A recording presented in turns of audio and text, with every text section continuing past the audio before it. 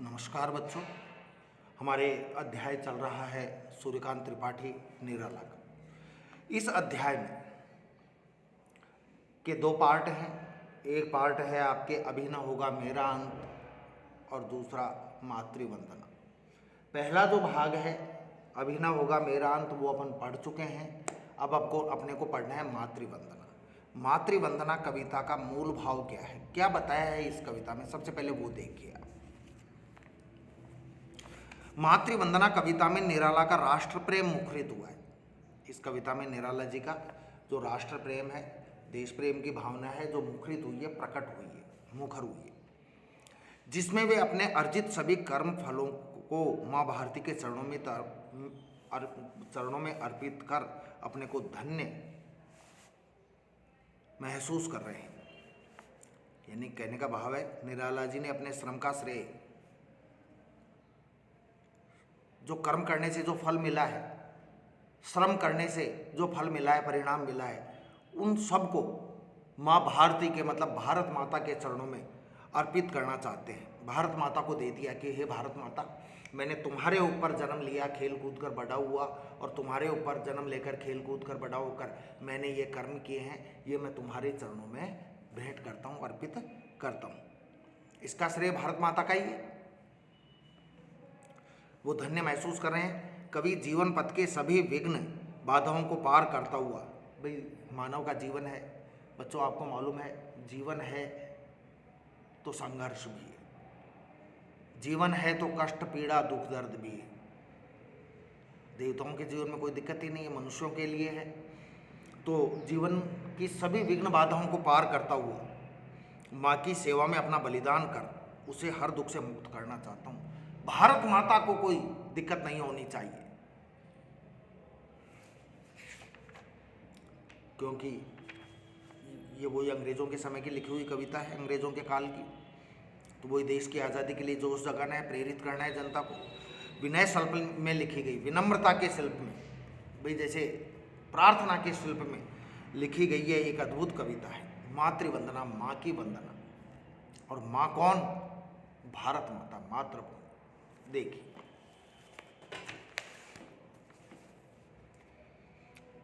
नर जीवन के स्वार्थ सकल बलि हों तेरे चरणों पर मां, मेरे श्रम सिंचित सब फल।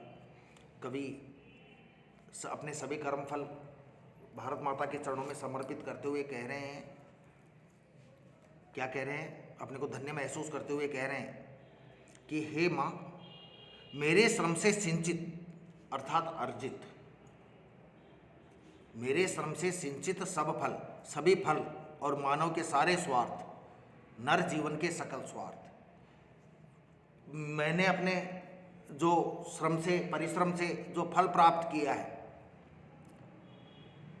मैंने अपने परिश्रम से जो पुण्य और फल प्राप्त किया है, वो सब तेरे चरणों में अर्पित है। नर जीवन के स्वार्थ सकल, और मनुष्यों के जीवन में अपना हित साधने के लिए जो कर्म करता है, मनुष्य अपने जीवन में अपना भला करने के लिए, मनुष्य अपने जीवन में अपना हित साधने के लिए जो कर्म करता है, वे संपूर्ण कर्म और कठिन परिश्रम से अर्जित सब फल माँ भारती के चरणों में अर्पित करके मैं धन्य महसूस कर रहा हूँ। प्रथम 3 लाइनों का बता चुका हूँ मैं, एक बार वापस देख लीजिए। हे माँ, मेरे श्रम से सिंचित अथवा अर्जित समस्त फल और मानव जीवन के सारे स्वार्थ मैं तेरे चरणों पर अर्पित करता हूँ। भाव यह है कि मनुष्य अपने जीवन में अपना भला करने के लिए, हित साधने के लिए जो कर्म करता है, वे संपूर्ण कर्म और कठिन परिश्रम से अर्जित फल माँ भारती के चरणों में अर्पित कर मैं अपने आप को धन्य अनुभव कर रहा हूँ, महसूस करता हूँ। तीनों पंक्तियां समझ में आ गई होंगी संभवतः। जीवन के रथ पर चढ़कर सदा मृत्यु पथ पर बढ़कर कवि माँ भारती से प्रार्थना करता है कि हे माँ, तू मेरे को इतना मजबूत कर दे अथवा इतना शक्ति संपन्न कर दे मेरे को कि मैं अपनी जीवन यात्रा में मृत्यु पथ पर बढ़ते हुए, जीवन के रथ पर चढ़कर, जीवन रूपी रथ में चढ़कर सदा मृत्यु पथ पर बढ़कर, और मृत्यु के पथ पर बढ़ते हुए, भाई जिसने जन्म लिया है उसकी मृत्यु भी होनी है, जो आया है अंततः वो जाएगा भी। मृत्यु पर पथ पर बढ़ते हुए महाकाल शिव के तीक्ष्णतम बाणों को सहते हुए निरंतर गतिशील बना रहा हूं। महाकाल शिव के जो तीखे बाण हैं, महाकाल के खर तर सह यानी तीखे बाणों को,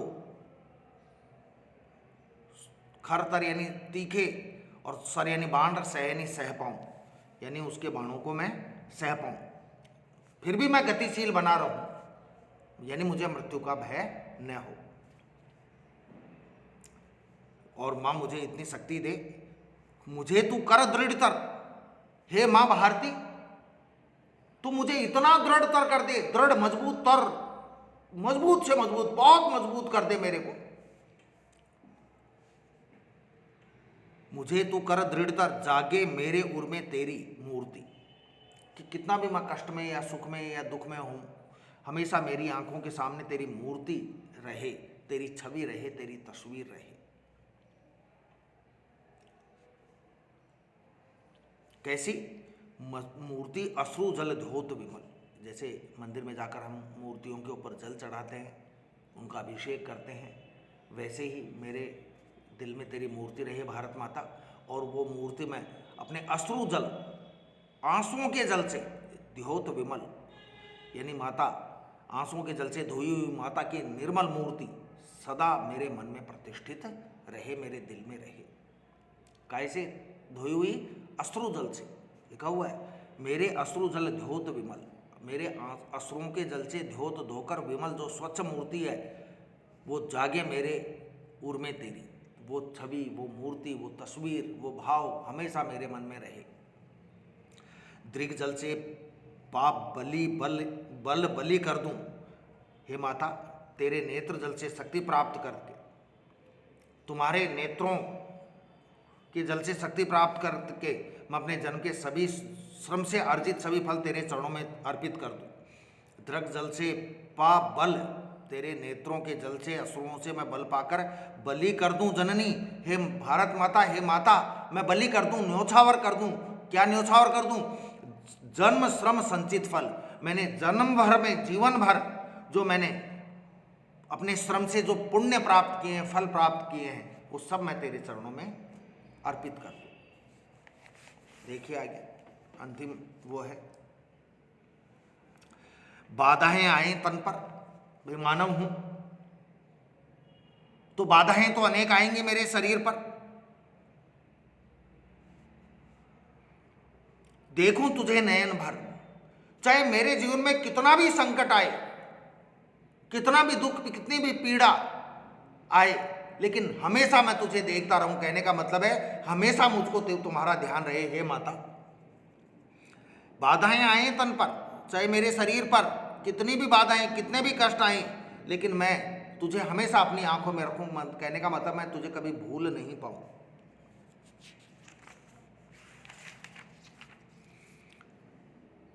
मुझे देख तू सजल दृगों से ए पलक, और मैं ये चाहता हूं कि हे माता मुझे भी कर्म करते हुए तू अपने सजल दृगों से, ए पलक, सजल जलयुक्त नेत्रों से मुझे देखे, और ए पलक बिना पलक झपकाए लगातार। कहने का भाव है कि हे भारत माता, हे मातृभूमि, कितने भी संकट के क्षण हो, मैं हमेशा कितना भी दुख पहुंचाए, लेकिन हमेशा मेरे मन में तेरी तस्वीर रहे, तेरी छवि रहे, तेरी यादें रहें, और तू मेरे ऊपर कृपा दृष्टि बनाए रखना, लगातार मेरी तरफ, अपने बेटे की तरफ देखते रहना। उर्के सतदल पर क्लेद युक्त अपना तन दूंगा, मैं उर्के सतदल पर, उर हृदय के सतदल, सैकड़ों पंखुड़ियों वाले, 100 पंखुड़ियों वाले कमल दल की तरह क्लेद युक्त, थकान से युक्त, जो कष्ट से युक्त जो जीवन है, वो तेरे को न्योछावर कर दूंगा तेरे ऊपर। सतदल कमल को कहते हैं। उड़ के सतदल पर मैं अपने हृदय के कमल पर, हृदय रूपी कमल पर क्लेद युक्त अपना तन दूंगा। अपना जो कष्टों से युक्त जीवन है वो तेरे को, वो शरीर अपना दे दूंगा। मुक्त करूंगा तुझे और तुझे मुक्त कराऊंगा। काय से? गुलामी से। मैंने आपको बताया कि इनका जीवन संकटों में तो बीता ही था, लेकिन ये बड़े देशभक्त थे, तो वो लिख रहे हैं कि मैं तुझे मुक्त करूंगा, मैं तुझे मुक्त कर दूंगा। मातृभूमि को कैसे मुक्त करेगा? गुलामी से, परतंत्रता से। तुझे अटल और तुझे स्थिर बना दूंगा। मतलब फिर कोई तरफ तेरी तरफ आंख उठाकर भी नहीं देख पाएगा। तेरे चरणों पर देकर बलि, मैं तेरे चरणों पर बलि देकर यानी न्योछावर कर दूंगा सकल श्रम श्रेय श्रम संचित फल। मैंने जो मेरे को जो श्रेय मिला है कविता का देश के आज़ाद होने पर, वो सारे के सारे जो मेरे श्रम से जो संचित फल है, वो फल मैं तेरे चरणों पर न्योछावर कर दूंगा।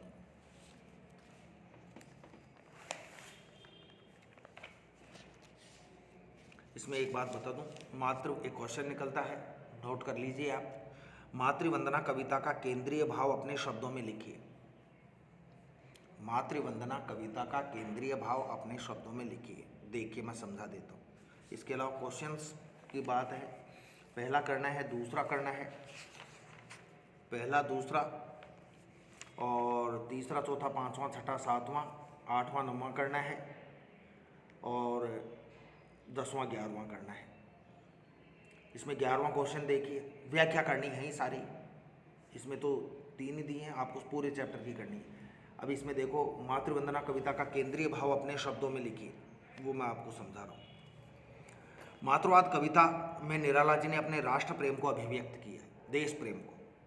कवि अपने अर्जित सभी कर्म फलों को, जो कर्म फल हैं, जो कर्म करके जो पुण्य प्राप्त किए हैं, जो फल प्राप्त किए हैं, सभी कर्म फलों को,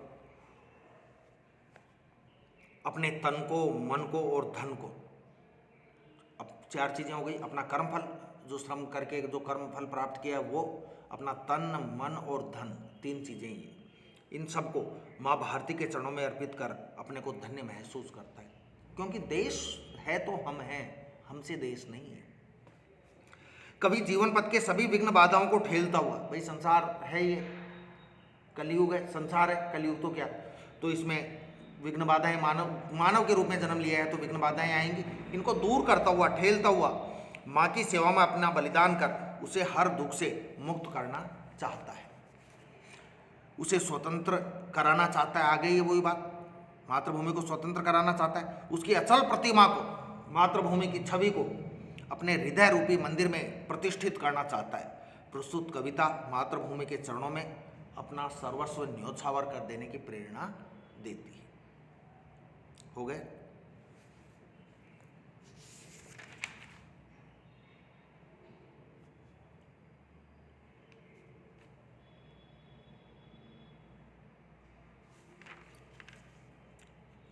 ठीक है बच्चों, ये अध्याय हमारे हो गया है।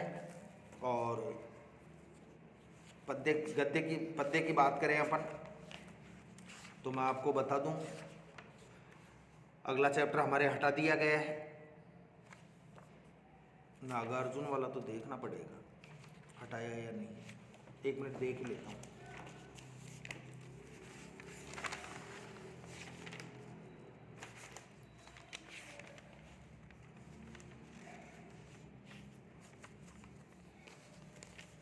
सेनापति का हटाया है, देव का हटाया है, कृपाराम खिड़िया का हटाया और ऋतुराज का हटाया। अपने को कल नागार्जुन वाला चैप्टर पढ़ना है, उसके बाद ऋतुराज का हटा ही दिया आपके, और सुभद्रा कुमारी चौहान का हटा दिया है क्या, ये पढ़ना है अपने को, सुभद्रा कुमारी चौहान वाला। कोई सा भी पढ़ लेंगे कल अपन, ठीक है। धन्यवाद। एक ये ध्यान रखना, होमवर्क करते रहना।